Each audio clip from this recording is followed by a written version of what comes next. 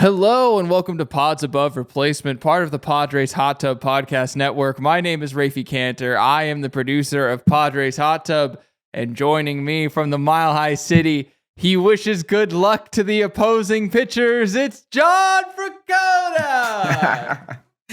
I've shuffled my way over. I'm ready to go. Who do you want to talk about today, Raphie? Well, I gotta say, it was a much tighter race than I thought it was going to be. We had an early front runner, and we were questioning whether or not he'd be able to stick it out. And it turns out he's got some staying power. This is the one. This is the one, John. It's the Juan Soto episode. It is not something I thought that we'd be covering this early. And I also want to advise our viewers that we are going to be taking a very holistic approach to Juan Soto. We're going to be looking at his career, looking at who he is, not just on the Padres, but well beforehand. Because, John, I mean, the way Juan Soto's been playing, if we were to talk too much about him now, this episode might be out of date by the time we release it. That's true. He has drawn a lot of ire over the course of the beginning of the season, and then a lot of celebration over the past 4 or 5 days, and that is what a small sample size will do for you. Well, without further ado, let's get into the Juan Soto story. And as we always do, we're going to go through a little primer on him. Juan Soto, born October 25th, 1998. That makes him a 24-year-old. What is that? What is the horoscope sign for that? I was just thinking that. So I'm October. We should be doing this more. And I'm a Libra. I know we should. So it's I think it goes into the next one though. Oh, so I'm a Libra. He's a Scorpio. Nice. He's a Scorpio, and by the Don't way know what that means. By the way that my wife reacts to that when someone says they're a Scorpio, that's a big deal. Nice. That's a really big deal, John. I think that means that he's very kind of fiery and sort of like when it's Scorpio season, that's chaos season. You know what I mean? Okay. Like he's kind of a wild one. Which Juan Soto in the box. He's definitely that's a Scorpio shuffle if I've ever seen one. That's a Scorpio if I've ever seen one. He's 24 years old. This is his age 24 season. He's making $23 million in his second to last arbitration year. And he will be a free agent going into the 2025 season. John, two minor league options. What do we think? Is he going to exercise them? Well, I mean, if we want to bring up Jose Azocar, maybe get Brandon Dixon's bat in the lineup, we can go ahead and option Juan Soto down for these last couple of years while he signed with us, just to give him a break. All I'm saying, just stay humble. Just stay humble, Juan. You never know when AJ wants to throw a little chili pepper in the cookie jar. So Juan Soto, he was signed by the Washington Nationals on July 2nd, 2015, for $1.5 million. He was ranked number 25 on MLB's international prospect list at the time. And this is what they said about him. These were his scouting grades. His hit tool was a 55.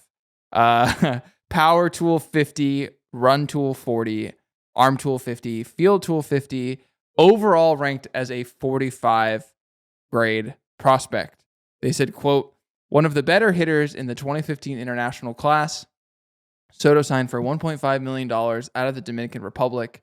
His bonus is a Nationals record for a Latin American teenager, surpassing the $1.4 million paid in 2006 to Esmaelan Gonzalez, whose falsified identity was discovered afterward and contributed to the firing of then GM Jim Bowden, R.I.P. Jim Bowden.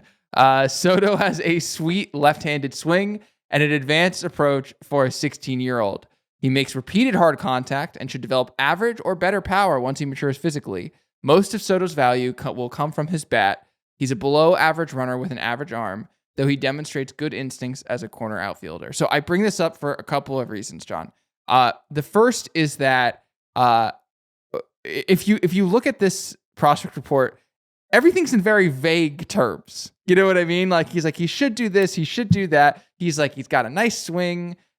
He's below average runner, average arm. He was also only given a 45 overall value, and he's like one of the best baseball players ever potentially. Yep. And we have been going through it in Padres lane recently because Ethan Salas, our young catching prospect, has been given a 55 overall ranking at Fangraphs, and there was a lot of hemming and hawing about Eric Longenhagen, who does the prospect rankings at Fangraphs, was basically like, can I even rate a player this young this high? Because there is so much variance at this time. And this shows you exactly why. No one had in 2015 thought Juan Soto would be Juan Soto. They thought Juan Soto was going to be just another dude, like a 45 overall prospect is sort of an everyday player. Like, not even really. You'd put that as a 50 value prospect. So he's not quite quad A, but he's just kind of like maybe like a 1 to 2 WAR player. So a lot changes from the time you're 16 to the time you are a fully grown man. And John, there was an alternate universe for Juan Soto and where he might have ended up. This is the brightest timeline, not the darkest timeline. It is funny though. Your little scouting report that you put up, it's like everything they said is right. Sweet left-handed swing, that's right. Advanced approach, that's right. Repeat hard contact, that's right. Below average speed, average arm, all of those things came to fruition. And you can look back at it and be like, wow, these scouting grades are so good. These scouts did such a good job. And then they gave him an overall score of a 45 for one of the better young hitters of our generation. And it's like, it seems like this intentional use of vague terms is maybe to the advantage of these scouting reports. It's like when you watch one of those shows where there's like a psychic and he's like, I'm sensing there's someone named David over here. Is there a David? And it's like, yeah, it's one of the most common names. I do like, know of course David. Oh my God, David was my father. Like, yeah, of course David was your father. So it's like I'm sensing that Juan Soto has a sweet left-handed swing. It's like, yeah, that's the whole thing. But anyway, you have to put your money down. You have to put your money down on the overall, and they're wildly wrong. But it's prospect evaluations are just so weird because every level has like a wildly different standard deviation. But if you're doing predictions, you should still do whatever's the middle part of that standard deviation, no matter how wild it is. And sometimes you're going to be like wildly off because the standard deviation was so big. But still, you should go with what you think is the mean average, likelihood value. And I feel like a lot of times they don't, especially when they're super young, because they don't want to look dumb, And like, you can look dumb if you say that somebody's a 60 overall prospect and they never make it to the majors, which is a high probability for like Ethan Salas, for example.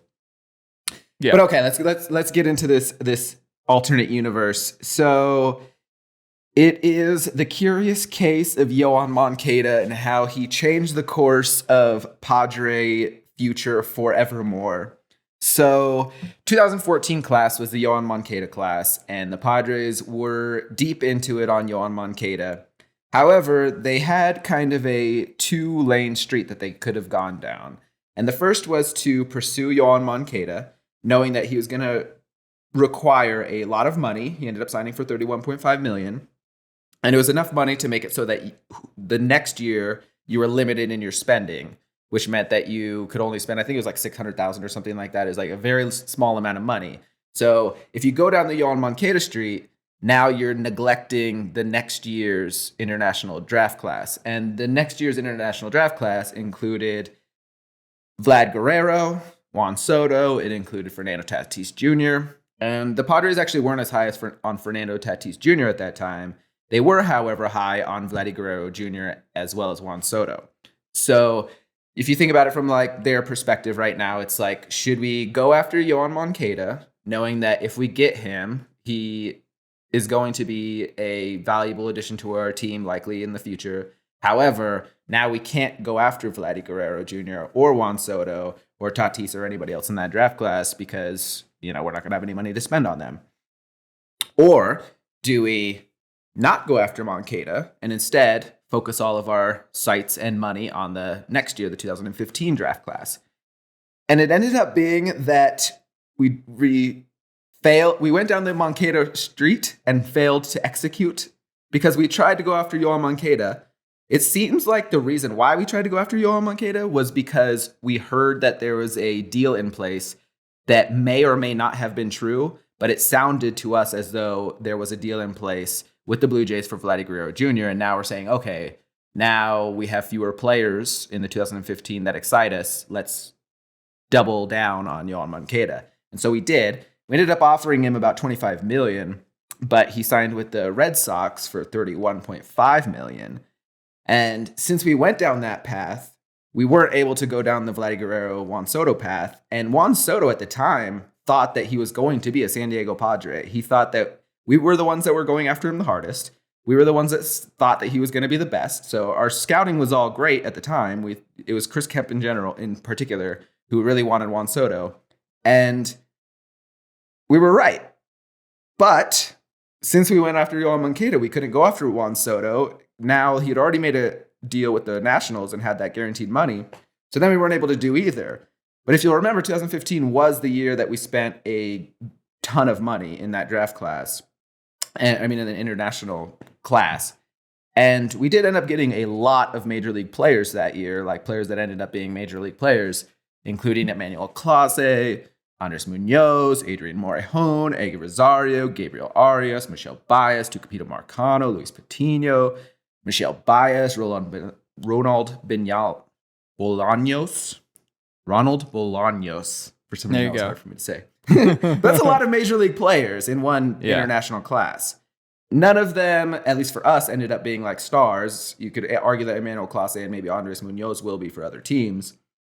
But I wouldn't say it was unsuccessful, but it wasn't star successful, which is kind of normally AJ Preller's game. So it's just a little bit of a sad story in that we had two roads to go down, and either one of them probably would have led to success.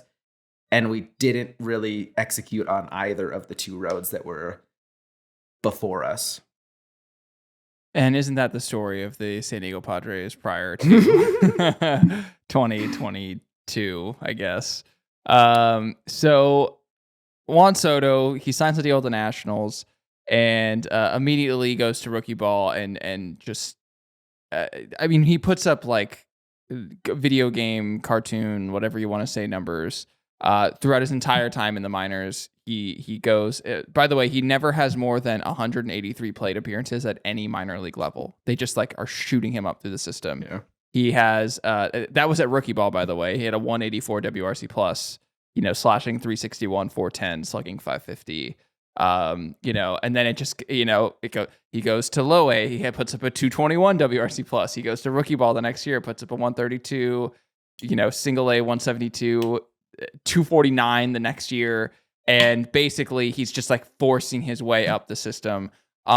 Meanwhile, while this is happening, his prospect rankings are still not changing, which is, again, the other thing about this and why we keep going back to prospect rankings.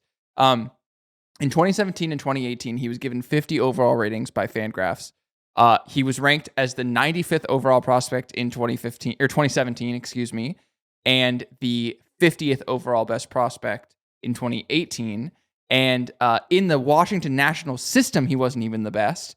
At the time, Victor Robles was the top prospect, if you remember. I had his MLB The Show prospect card at the time, and I did think he was going to be the GOAT.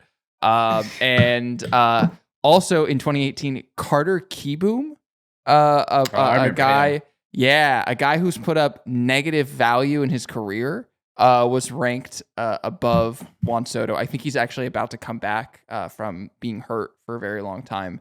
And so this was his final prospect evaluation, the beginning of 2018. Soto was seen as an advanced bat with present raw power in his July 2nd class, signing for $1.5 million, but has quickly smashed those expectations, becoming one of the best all-around young hitters in the minor leagues. Soto has put up cartoon numbers in 2 short summers in pro ball, slowed by some minor injuries. He's also limited to a corner outfield spot where he's likely average at best, so there isn't a huge margin for error in projecting him, but the bat is so advanced, he's likely to carve out a big league career of some sort. Is the final It was a big league career of some sort. It was a big league career of some sort. Indeed, John. He was called up on May 20th, 2018 against the Dodgers. He made his pinch hitting debut, struck out actually in his first major league plate appearance. So, even the Titans of the game have humbling moments, but This is one of my favorite fun facts about Juan Soto. So like I said, his major league debut was on May 20th, 2018, but his first major league home run was actually on May 15th, 2018. So you might be asking yourself, how is this possible? It's because it actually happened on June 18th, 2018, this home run, which it was not his first home run at the time, but because of the fact that this game on June 18th was a makeup of a suspended game against the Yankees that had taken place on May 15th, in the record books, the home run is credited to have happened on May 15th. So Juan Soto is a time traveler, bending space-time as he comes up to the major leagues and absolutely terrorizes opposing pitchers. Where do we want to start? In his rookie year, he put up a 146 WRC plus. He followed that up in the World Series 2019 winning campaign for the Nationals with a 143 WRC plus. Goes God tier in the COVID season, has a 202 WRC plus with a 478 WOBA. Yeah, that's like Barry Bonds levels. And even so 2021 163 WRC plus. He puts up 7 WAR in that season. That's his best season so far. And again, even in his quote unquote down year of 2022, when he came over to the Padres halfway through the year, he put up a 145 WRC plus across his time with the Nationals and the Padres, and 3.8 WAR, which you will take from anyone, any year, any day of the week. We're gonna kind of dance around some of the numbers this year and just talk about like what makes Juan Soto so superlative. Like, why are for Padres fans who have been yearning for this guy that they keep hearing people talk about as the next Ted Williams, and like what I don't see it. What is this guy? He's hitting 227, whatever. He's grounding out like Eric Hosmer to second base. Like, what is this? So in his career, since he's debuted in 2018, he has the 12th most FWAR in Major League Baseball. And John, I thought we could play a fun little quick game. Good. So, like I said, he had he's 12th in FWAR with 23.8. Okay. Bogarts is 11th. Paul Goldschmidt is 10th. Can you name the other 9? So this is just any player. Yes. In batters. Okay. Batters. Okay. I'll go. Ooh. They have to have been playing for a while. I'll go. Mike Trout is the easiest one, right? He's one of them. Yes. I'm gonna go with. Wow, Bogarts made it. Okay, so then I'm gonna go down the shortstop train. Is Trey Turner in there? Trey Turner is number 6. Okay, I'm gonna tell you where they are. Trout is number 2. Okay. And Turner is number 7. Okay. Is Jose Ramirez in there? He is. He's number 4. Okay. Freddie Freeman is in there, I'm pretty sure. He sure is. He's number 8. Mookie is number 1. Can you believe that? Mookie's number 1? Wow. Mookie is number 1 in career WAR since 2018. That's impressive, especially from right field. Okay. Harper. Bryce. No. Not Bryce Harper. You're right. Yeah, okay. Not on this list. How many more are there? Okay. You're only looking for 9 because I gave you 11 and 10. So okay. You haven't named 1, 2, 3, 4 people. Okay. I'll go Aaron Judge. Yep. Name Aaron Judge yet? He's number 3. So you have the top 4 so far: Mookie, Trout, Judge, and Jose Ramirez. You're looking for 5 and 6 and number 9. Okay. Is Jordan there? No. Okay.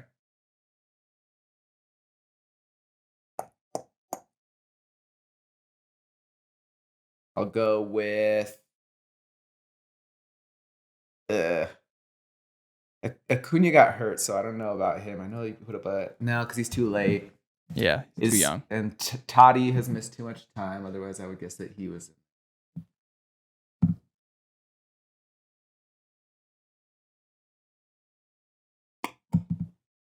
I don't know.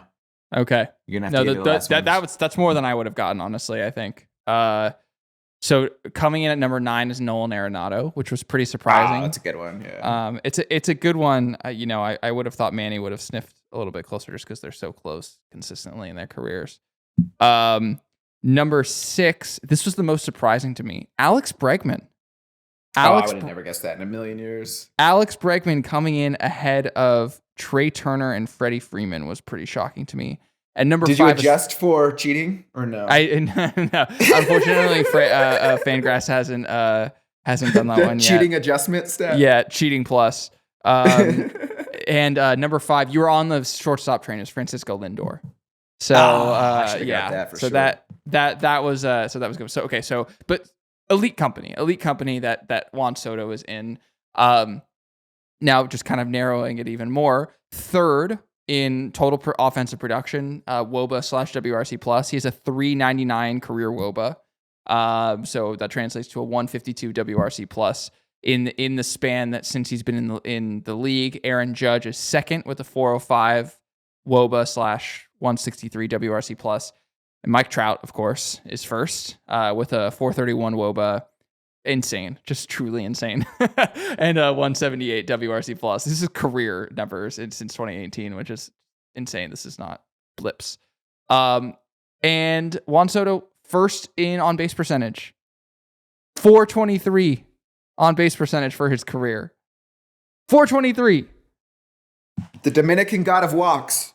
He is. He gets on base. And that 423 OBP is driven by a 19.2% career walk rate. And this is the part of his game, and we're going to get into this later on in the episode. But this is where Juan Soto truly separates himself as an immortal among mere human beings, because walks are not like a fun part of the game to watch. Like no one goes to the ballpark hoping that Juan Soto is going to string together a 3-walk day, which he did just a couple days ago from when we were recording this. But it's really valuable. The number one thing that you can do as an offensive player to provide value is not get out. Outs are the scarce resource in baseball, so not getting out is super valuable, and walks are not outs. And just to put in perspective, like I said, 19.2% career walk rate. That's number 1 overall in his career in Major League Baseball since that time. Mike Trout is number 2 with 16.3%. So there's a 3% drop off from Juan Soto to Mike Trout. And then after Mike Trout, it's like 16.2%, 16.1, 15.9. Like everyone is kind of like bunched. Yeah. And then Juan Soto is like way up here. So he's just, insanely disciplined at the plate. Another thing that I thought was super interesting, for those that are familiar with pitch values, again, it's just the idea of like how many runs do you generate, per pitch, breaking it down by like fastballs and sinkers and curveballs and changeups. He has an above average pitch value on every pitch, which is crazy. There's nothing that you can throw to Juan Soto where he is below average at. And since his career, he's on a rate basis the 2nd best in the league against fastballs, only to Aaron Judge. So was there something about that, John, that jumped on? That's just crazy. You're the 2nd best in the league against fastballs, and also not negative against anything. That makes it so that, okay, I can't attack you with a fastball, but also, what are you going to do? Flip up junk that he's also above average at? Yeah. Challenging him at the plate from a pitcher perspective seems very challenging.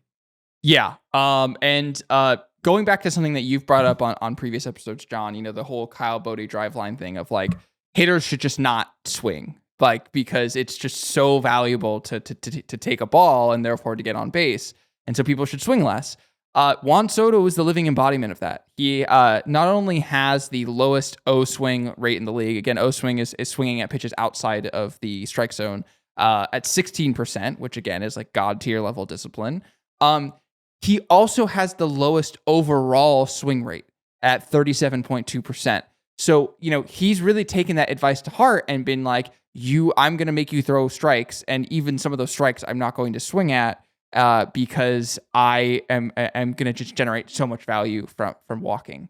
Among players who have seen 5,000 pitches or more, he is fourth in expected WOBA as well. So just to show that like he's not someone who just kind of constantly beats the system, as someone like Xander Bogaerts, as we've said, where Xander is constantly outperforming his peripherals. Like Juan's right in line with his peripherals. He actually is slightly underperforming. He has a 408 expected WOBA against a career 399 WOBA. So I'm gonna toss it over to you in a second, John. But like, I just want to take a step back and because I'm like, I need like a fan and like a fainting couch or something like that. I'm getting a little hot and bothered looking at all of this because like this is like truly like perennial inner circle type hitting stuff, and somehow because a lot of it's generated from walks, it's just all sort of flies under the radar. So bravo, Juan Soto. Yeah, before we traded for Juan Soto, I remember there was like a little bit of a competition, and it was usually revolving around Tati versus Soto, but sometimes Acuna would get into this little battle on who's the best young player. And I mean, Padres fans thought it was no contest, right? But all the stats said that they were basically the same. And from a visual perspective, I don't think that it was a contest. Like Tati, in terms of his exciting demeanor and how like he's always dancing around and how his value is provided primarily from home runs rather than Soto's, which, I mean, he hits plenty of home runs, but really his value is selectivity at the plate. It's just, to me, from a visual standpoint, it seemed pretty obvious. However, from a like analytical standpoint, they were, neck and neck in terms of value. And now we have both. That's crazy to me still, like still thinking about it. And it hasn't been a lot of times that they've both been in the lineup together so far, but it's something that like once it starts to gel, it's going to be very exciting to see two of the youngest, like greatest stars in the game. We're both Dominican playing together and just vibing off one another. It's going to be fun to watch. But I was going to go into his tenure with the Padres, which is the more debatable thing that I think has come across Padres fans. And I do think that part of that is because of the lack of respect maybe for the walk so far. He might be a little bit more of an acquired taste than Tati is because he is less of a flashy player. A lot of his value does come from walking, which is okay. He just took a walk. But I mean, he's our star player. We need him at the plate to hit homers, not just take a walk, neglecting the fact that a walk is an incredibly valuable thing. But as a Padre, he hasn't been quite as good as he was as a national before. And he's gone over 300 at-bats and plate appearances, which is a fair point in which to start to say, has something changed? What's wrong with him? Like, what happened? And to be fair, part of that was like right at the trade deadline. He had to have that cross-country move and then play in a new ballpark in front of new fans, down a stretch run. And so there's a little bit of excuses that you could probably make for him. But his numbers weren't as good, and those kind of upset people. But in reality, the numbers weren't that poor compared to how he performed for the Nationals. So far as a Padre, he has had a 354 WOBA and 380 xWOBA, which is noticeably different than his 406 career WOBA and 412 career xWOBA. But in reality, he has had an actual increase in his exit velocity and launch angle, and his xWOBA, his xWOBA con, which is his expected WOBA on pitches in which he made contact, has been right in line with his career numbers. So he's putting a good bat on the ball. He has been unlucky. His BABIP on balls in play, so his batting average on balls in play is 266, which compares to his career average of 314, 50 points lower. If you could imagine a 50-point increase on those balls in play, you would imagine a 30-point increase at least in terms of his batting average. So we're not seeing enough of those sneak through, and I would surmise that we will when there's no shift in play and he's cranking balls very, very hard, 92.3 miles per hour on average on balls in play. On average, he almost has a hard hit on average. That's just crazy to me. that a lot of those are going to sneak through and his numbers will be fine. And yeah, they've dropped, his xWOB was like 30% below, and you can say, you know, what's causing that. And it's almost exclusively that his K rates are higher. So he is striking out at a much higher rate, and his whiff rate is much higher, seemingly for no necessary reason. I dug into this as best I could, and it seems like there's really nothing that's actually causing that specifically. It's just that probably it's been a 30 or 300 at-bat plate appearance sample size in which he has made less contact than he normally does. But everything else is right in line with his career numbers. He, every year, basically is in like the 98th percentile in xWOBA. And right now he's in the 87th percentile in xWOBA, which is amazing, obviously, 87%, while he's striking out at a higher rate. He's making great contact. But so he is whiffing more, so that's something to look out for. Does he continue to whiff more? He's still being very selective at the plate, and that's providing a lot of value. He, for his career, has been much better when teams have not been able to shift against him. So we'll see how that plays going forward, because there is no shift going forward. He's pulling the ball a lot more often recently, which he has expressed that he is not his best self when that is happening. And he did say that you can drive, when you see him drive a line drive over the shortstop's head, that's when you know that he's more likely to be himself. And my argument wouldn't necessarily be that that's the best outcome for him, is hitting the ball the other way, as much as that his spray angle includes more of the baseball field as a whole. Because if you're hitting the ball hard, you want to put those hard hit balls in play. And if he has that angle over the shortstop on that ball, especially like middle away, then it means that when he gets good contact with a ball, he's putting it in play, which is great. There have been a couple times where he's turned on a ball and you can see that he's like in front of it, and that causes it either to be a pull side. Maybe it would have been a home run if he was not so far out in front of it, but it's foul, or he gets too far out in front of it and it's a ground ball to second base or whatever. Although those are usually also hit very hard. And so, yeah, so I agree with like his thought process that he wants to go to the other way a little bit more. But in reality, it's not necessarily that he wants to go the other way more as much as he wants to keep his spray angle within like the center of the diamond rather than, you know, second base to foul. And when he's making contact, he is making good contact. So there are not a lot of red flags when I look through his profile. It's been a little bit more poor than he has been for his career. It's also been 300 plate appearances while he had to move across country to a new team, new fans, new life. So we'll see what happens when he gets more comfortable, and especially once it's been enough time for like kind of those mental things to maybe not play as much of a role, because he is feeling a little bit more comfortable and not feeling as though he needs to impress fans either at the end of the season before you go to the playoffs or at the very beginning of a season when everybody wants to cheer for you in your most exciting season of all time. But I do think a huge portion of this is just a lack of respect for what his value is, which, like I said, is plate discipline. He is an incredibly disciplined batter, which provides a lot of value. And just to exemplify this, I feel as though there are plenty of times when he has a day that is something like 0 for 1 with 3 walks, you know? And that's how valuable is going 0 for 1 with 3 walks. I'm already asleep, It John. is. It's too boring, right? He's a star. He's supposed to hit home runs, not walk to first base and like Manny hits into a double play, and now anything Soto did doesn't matter, right? Yeah.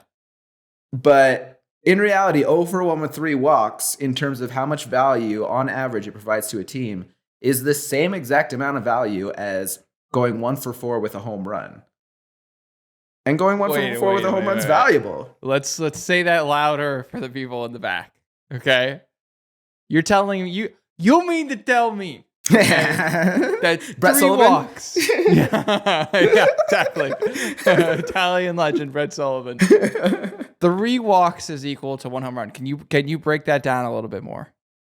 Sure. So, in terms of how this is calculated, is the total amount of expected runs given a certain plate appearance over the course of 600 plus plate appearances. And when you perform that calculation, it is that a walk on average represents about 0.69 giggity runs per per game. So if you have a walk on average, that walk is going to contribute 0.69 runs, right? And a home run is about 2.1. So, 0.69 times 3, it ends up being 2.07, one home run. Like I said, 2.10. You divide those both by the amount of plate appearances they have, and it ends up being exactly the same. It's, 2.07 versus 2.1, but it's the same value to a team. And so it's like, yeah, you might not be seeing the thing that we're all talking about when reading the box score, but he's providing a ton of value at the plate in general. And I think that it's time, unless you disagree, to get into a little bit of the thing that I was disagreeing with Enoceris about. Do you want to kind of provide context for the Enoceris tweet that kind of caught Padre fan attention? Yeah. So Enoceris on April 21st said, put up a tweet, and I'm going to put it up on YouTube. So by the way, I haven't even said this. I hope we're watching on YouTube. Like we've already been putting up lots of data so far during this episode, and we'll continue to do that through the rest of the episode. But we really appreciate how much folks have taken to watching on YouTube. We put a lot of work into the edit and scraping all the data and finding all the videos, et cetera, et cetera. And so we're going to throw up this Enoceris tweet right now, which said, quote, "The book is clear. Fill the bottom of the zone against Juan Soto. Soto keeps taking those pitches.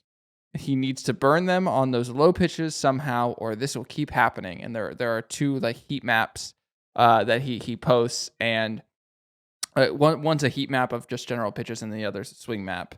And basically, it shows in the low and away area of the strike zone that Juan Soto is not producing a lot of value. And then when you go to the swing map, it's like, whoa, he's like not barely swinging at all, like at those pitches. So do you want to, before we dive more into those numbers, do you want to break down why that's so problematic?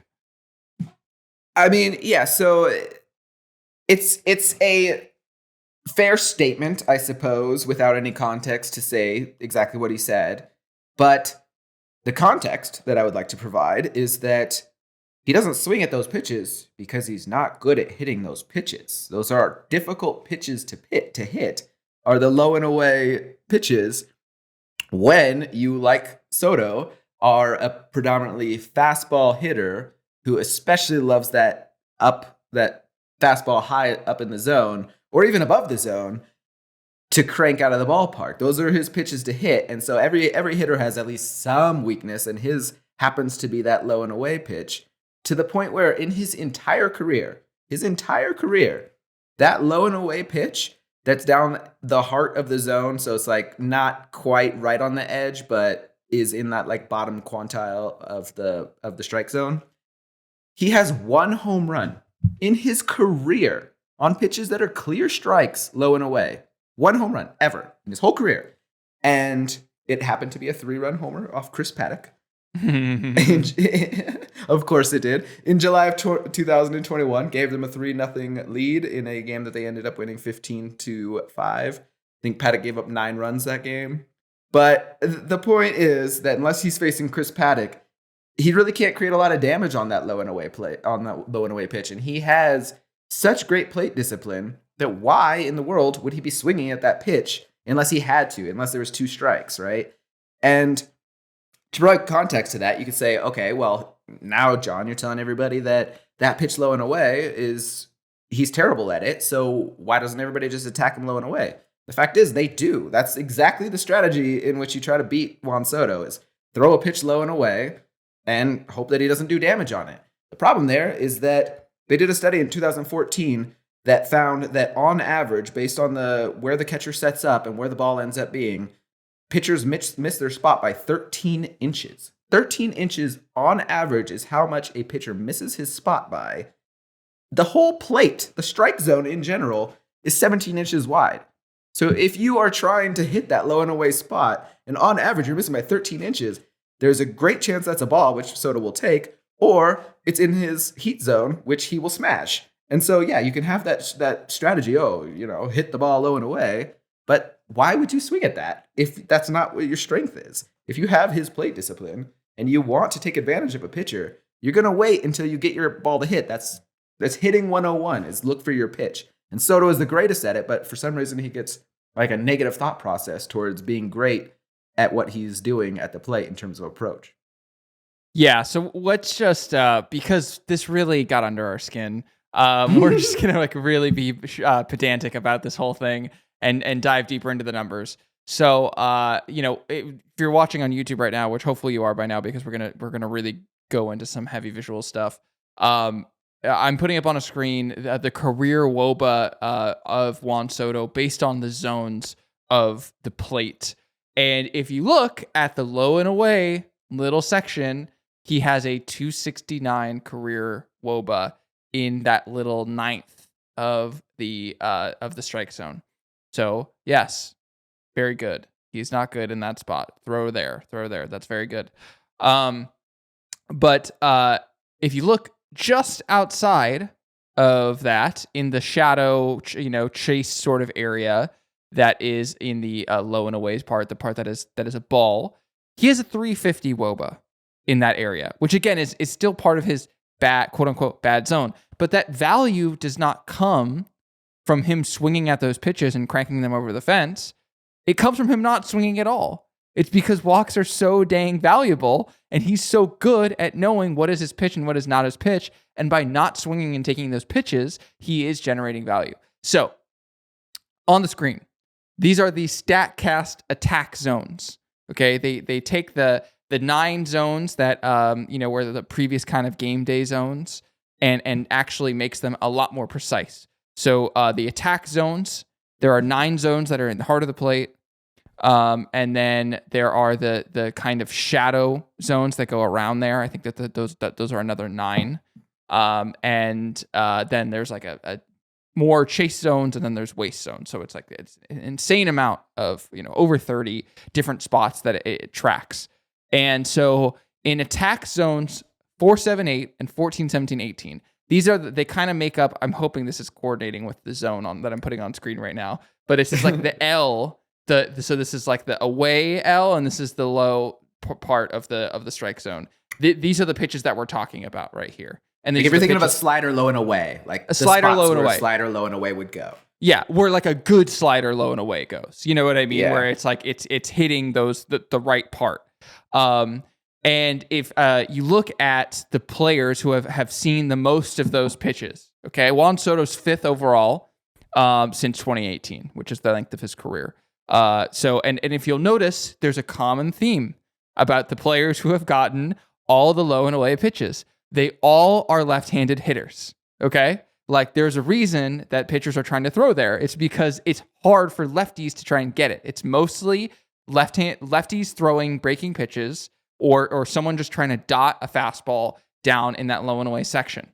And, to everyone's credit that has noticed, Juan Soto's numbers in that area, not that great. He's not the worst. He's not the worst out of these players that you see here.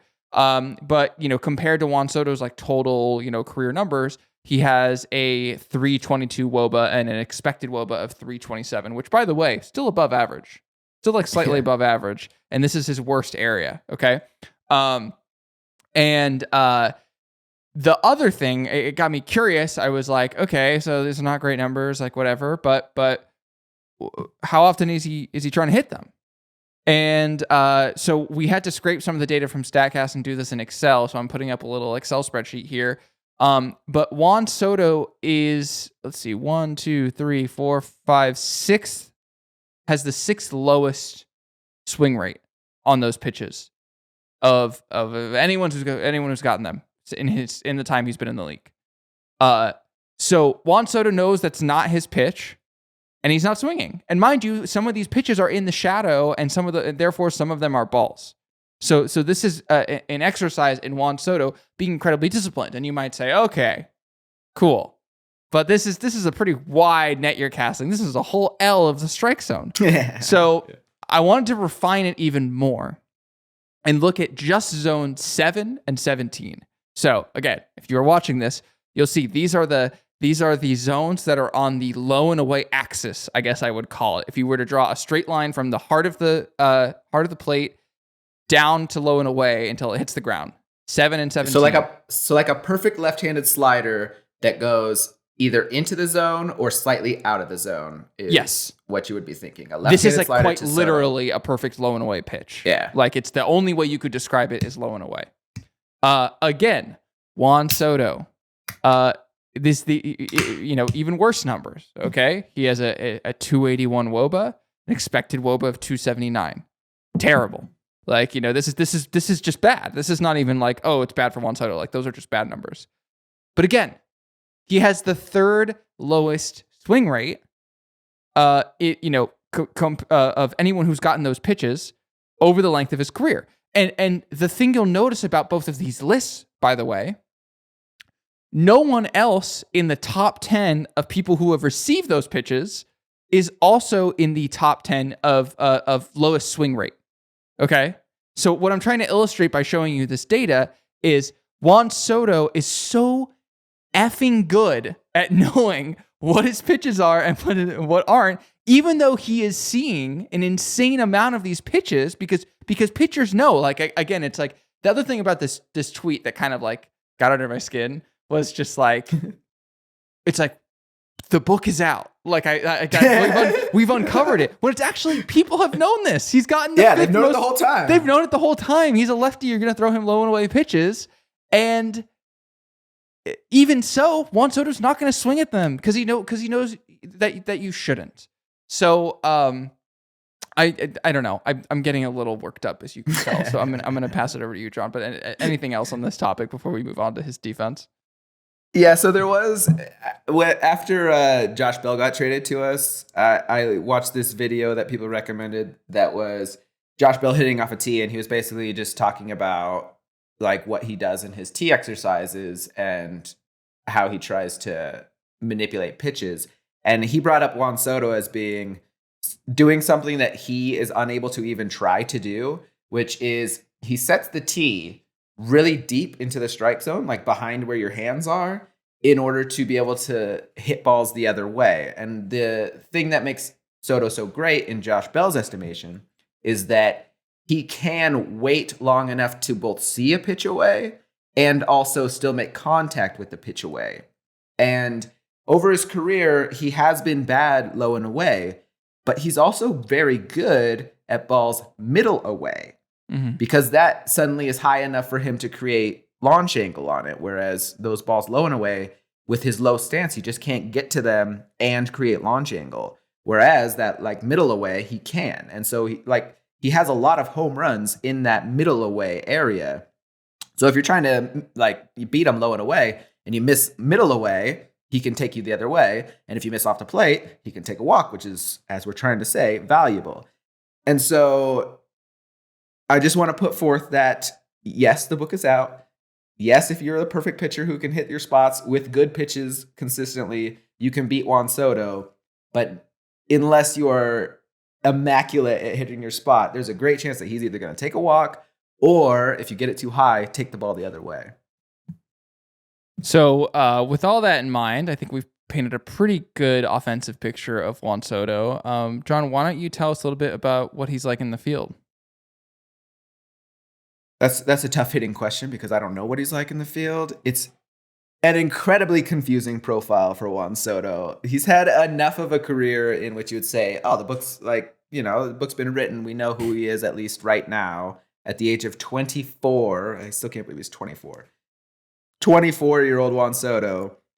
Like, we know what he is. And that scouting profile that you gave really isn't off the mark. His speed is basically major league average. He's been in basically the 35th to 55th percentile every time. So in every year. So he's slightly below average in speed, which kind of limits his potentiality for success in the outfield.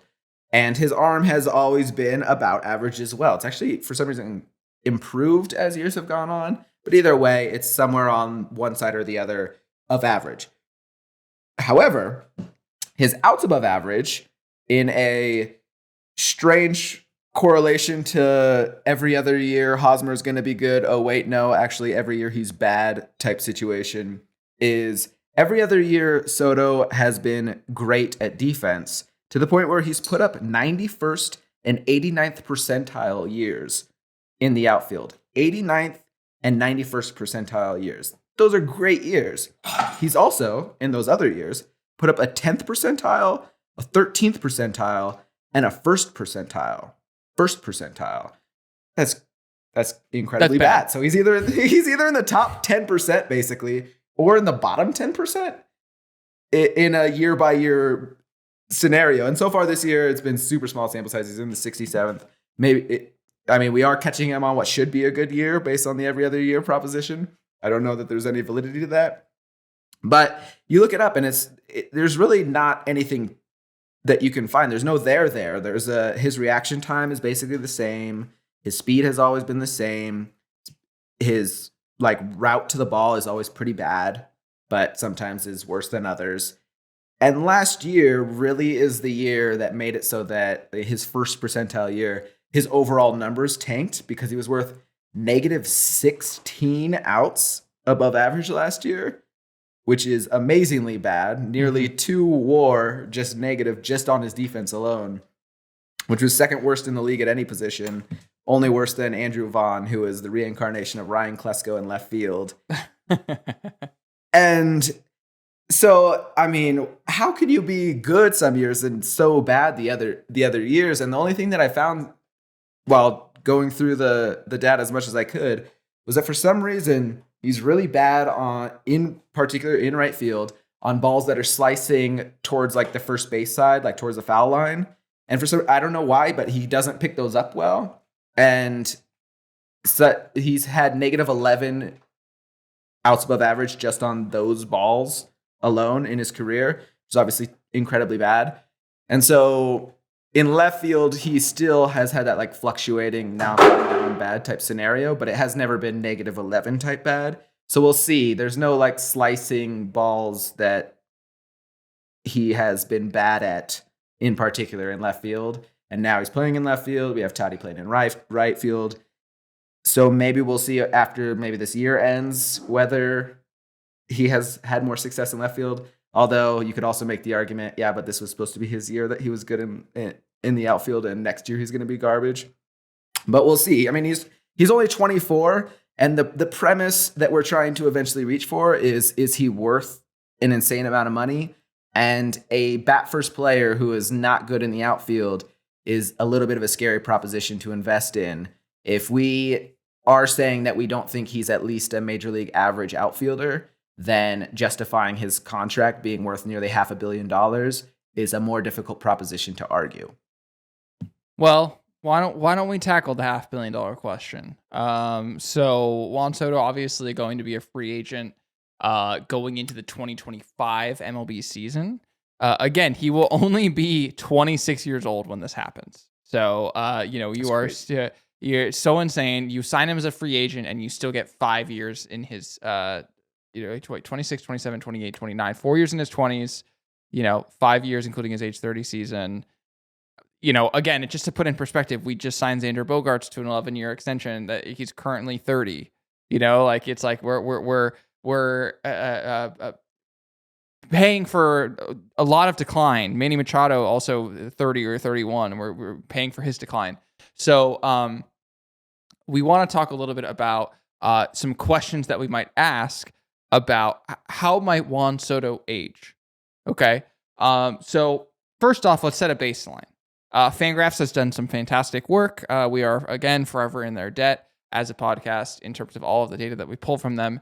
But they basically looked at what's called the aging curve of players from 2005 to 2019, and they split that into two little subsections from 2005 to 2012 and from 2012 to 2019. Again, I hope you're watching on YouTube because you're able to look at this.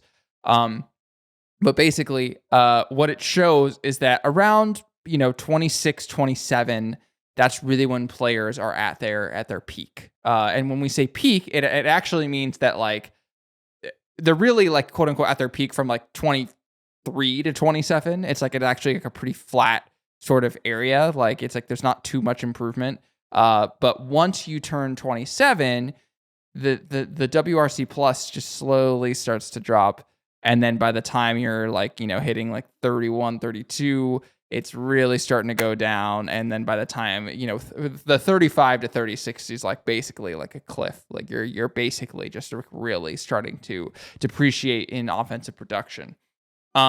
The whole chart kind of looks like a slide where in the age 30 season, the slide starts to fall off. That's basically what the chart looks like if you're unable to have the YouTube visual.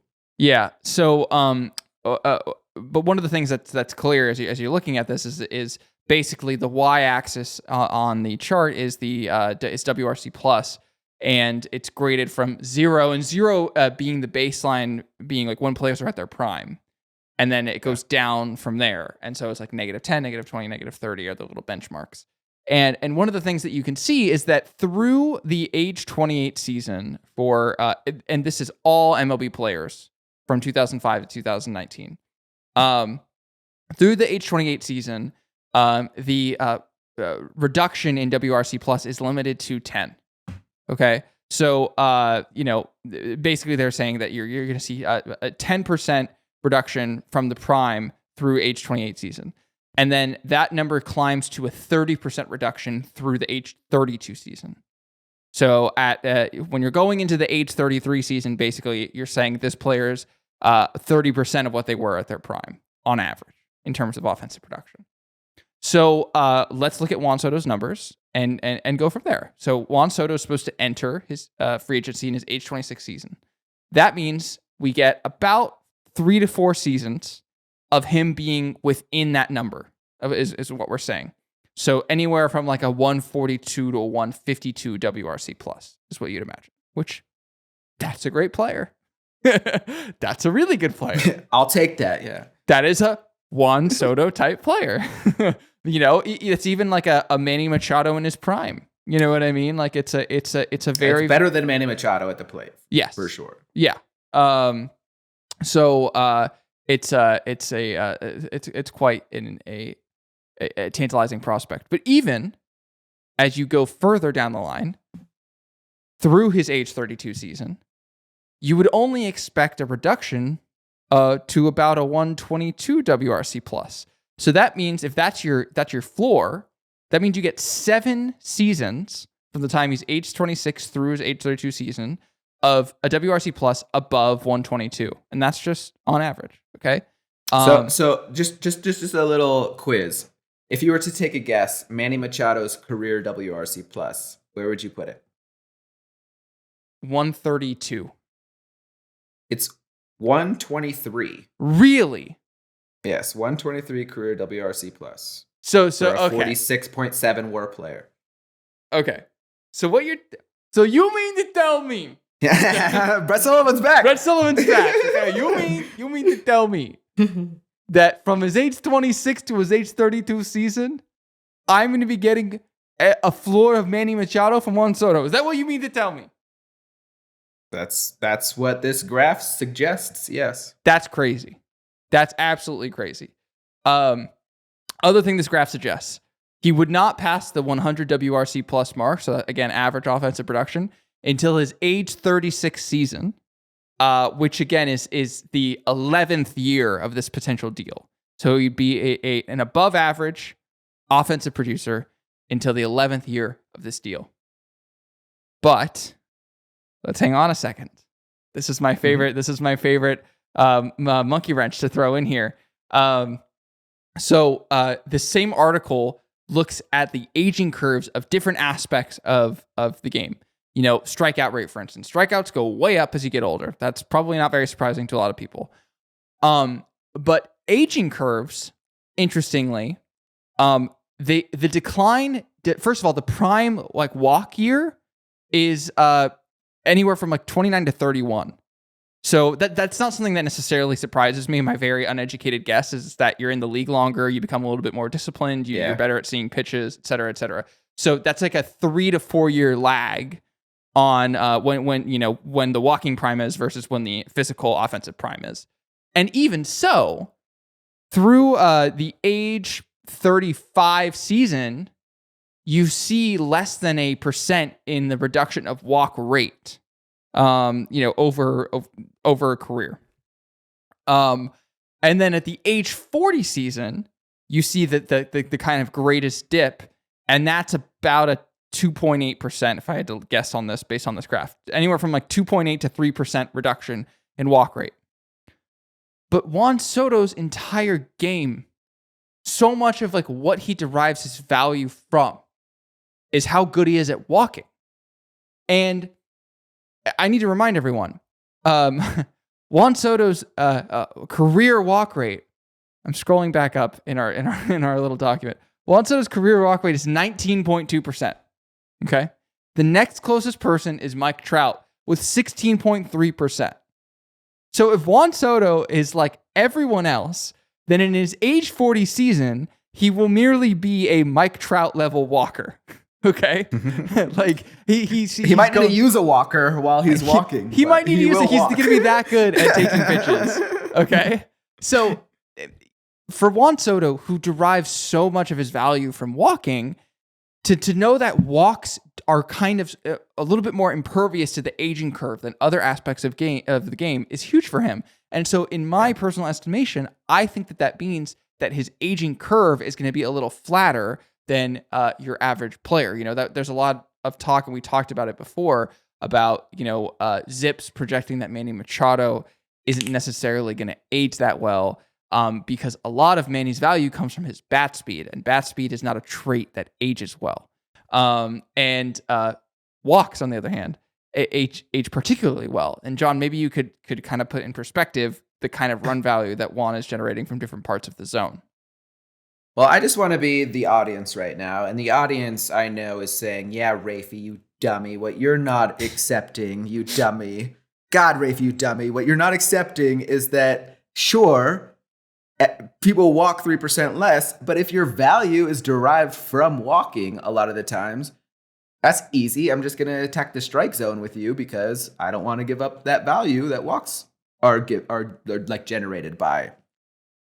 But in a callback to my everybody misses by 13 inches or more argument, I will make a comparison between Juan Soto, currently in his age 24 prime of his life season, and Austin Nola, currently 33 years old and floundering as much as I've ever seen anybody flounder at the plate, and talk about how often folks throw strikes to each of them. So, Juan Soto, prime of his life, sees an average of 25% of pitches down the heart of the plate, which is more than one baseball off like the corner of the plate and in. So it's not quite like the heart of the plate like most people say, but it is a well-defined strike. There's no way that anybody's going to call it a ball. Even the ones that make you like frustrated, those umpires, they'll still call it a strike every time, kind of heart of the plate. He sees pitches down the heart of the plate 25% of the time. Austin Nola, who I would assume attack as much as you possibly could because he cannot hit anything. I'm definitely not going to want to walk Austin Nola. You could throw it down the middle of the plate every single time and he still won't beat you. He sees 28% of pitches down the heart of the plate. And if you go to shadow, it's only 1% difference. It's 42 versus 43% on the shadow. So it's basically that pitchers, as they are currently created, have specific goals in mind, and command is not necessarily one of them. And attacking somebody down the heart of the plate because they're maybe less able to take advantage is not as much of a strength as you might think it would be. Okay, well, the whole episode's been building up to it up to this point. It's the $500 million question. Do we think that Juan Soto is worth a $500 million contract? So to set some parameters, okay, we're just going to assume, because it makes things a little bit more difficult to try and say, okay, well, when does he sign the extension? Is he signing it in the middle of this year? Is he signing it let's just say he's entering free agency. Okay, he's entering, because this is, after all, what Scott Boras wants. He wants Juan Soto to enter free agency and get a $500 million contract. So that's, again, we're saying $500 million is the threshold. That we're saying is probably about 50 WAR that he would have to put up. About anywhere from $8 to $10 million per WAR on the open market. Again, after this kind of bonkers offseason, it's probably closer to that $10 million mark. 50 WAR. John, do you think he's good for it? So 50 WAR means about 3.3 WAR per year over 15 years, which is a lot of years of continuing to be successful. You have put a very good argument for the fact that his floor is probably pretty high, especially at the plate. However, it is a more tenuous question as to whether he will be valuable on defense through his age 40 season. So far, he has put up about 5.5 WAR per 650 plate appearances, which is a sample size of like a normal season. He has been limited in terms of total WAR, partly because he didn't have quite as many at-bats in his rookie season, but a lot because of the 2020 season just limited everybody's at-bats. So given a healthy Soto so far in his career, you can expect about a 5.5 WAR season, and all we need is a 3.3 WAR season for 15 years. Is that worth it? Is kind of the question. And so that's a lot. That's 50 WAR is a lot. That's a Hall of Fame player just by himself going forward from the 26 year on forward season. Is Juan Soto going to be worth a Hall of Fame career? Basically, is the question from the year 26 on. And so we were looking through some players who generated that much value, and it's an interesting list. Jimmy Rollins is on that list. But an interesting name I think that we might want to compare Juan Soto to is David Ortiz. And that's because David Ortiz never generated more than a WAR of value until his age 27 season. Everybody remembers him as a little bit of a late bloomer.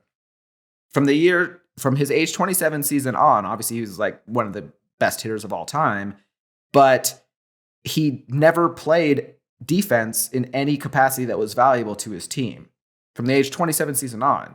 And so the question is, does Soto, with any kind of defensive value, plus his bat, equal or surpass David Ortiz's value, considering that David Ortiz provided no value defensively? And that is a very difficult question for me to answer. I think that statistically, if I were to lay it out, I would say probably it's close, just because he has that like age 26 to 30 year of probably providing at least average like left field value, say. And that's a lot of WAR that you can create just by playing average left field defense that David Ortiz wasn't able to do because he was playing predominantly first base or DH. But it's not excess value. It's certainly not excess value.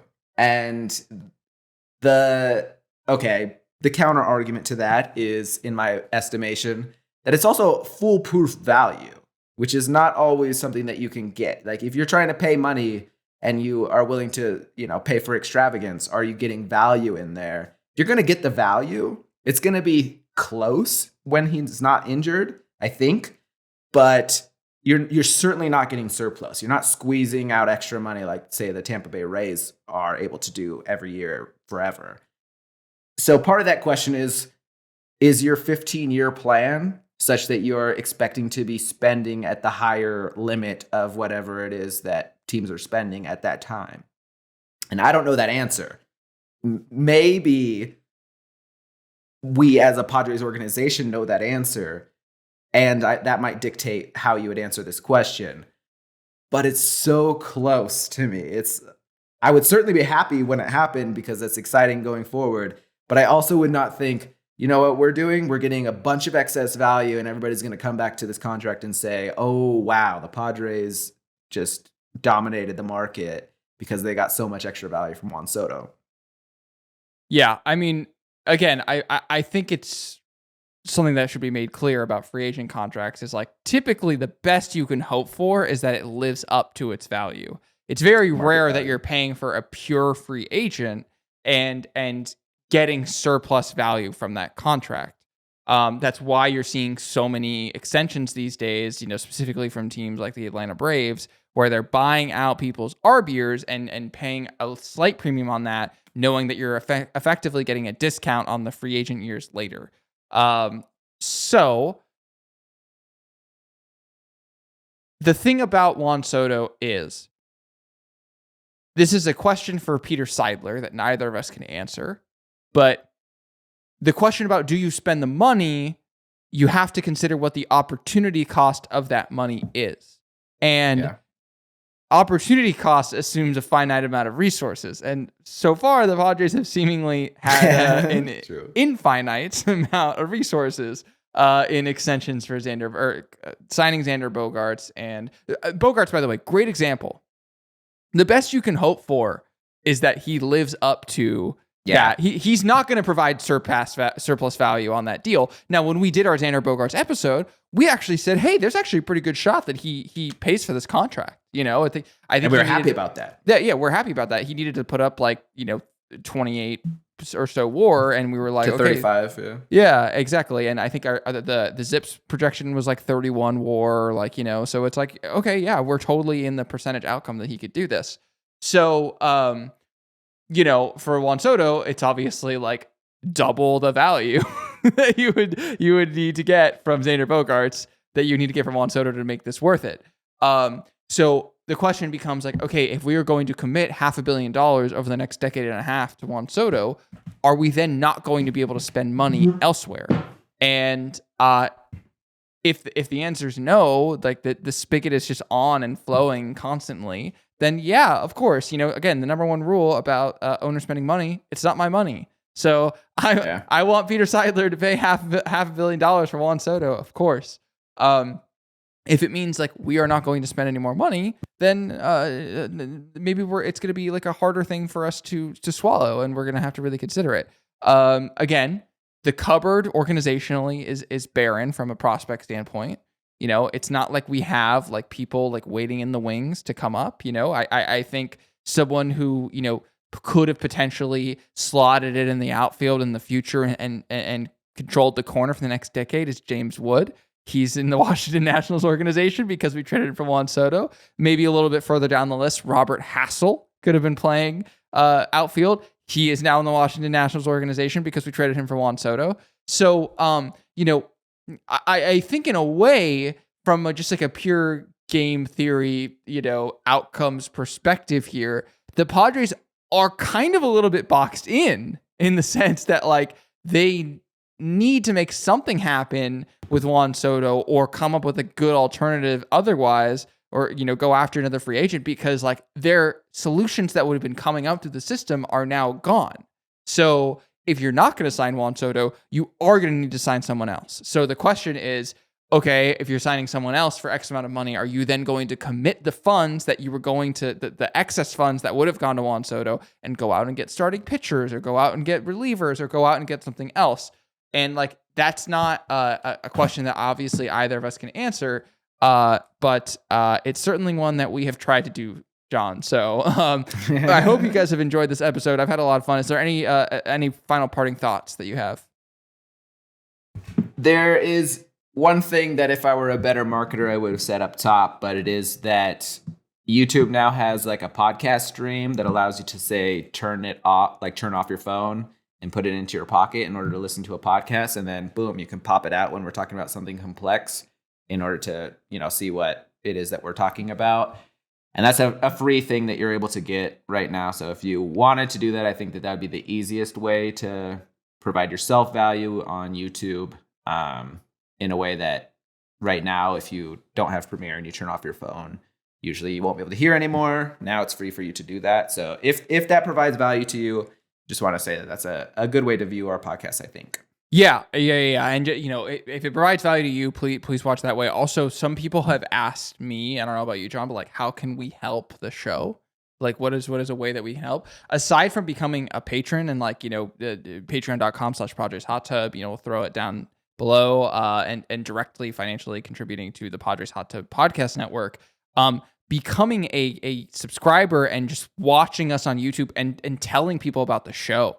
There's this kind of magic number of 1,000 subscribers that we are trying to hit, because that is not only when potentially we'd have the opportunity to work with YouTube a little bit more on the show, but also the algorithm just starts bumping us up a little bit more. And so once we kind of cross that hump, we will be in a good position. So Please, like, comment, subscribe. Comments really do help. Just anything. Like, hey, I love that you talked about this. Hey, Raphie, that's a dumb fucking hat that you're wearing. I know I waited an hour and 10 minutes to curse into this show, but I would say no, it is not a dumb hat. It's the Vancouver Canadians. They are the short season affiliate of the Toronto Blue Jays.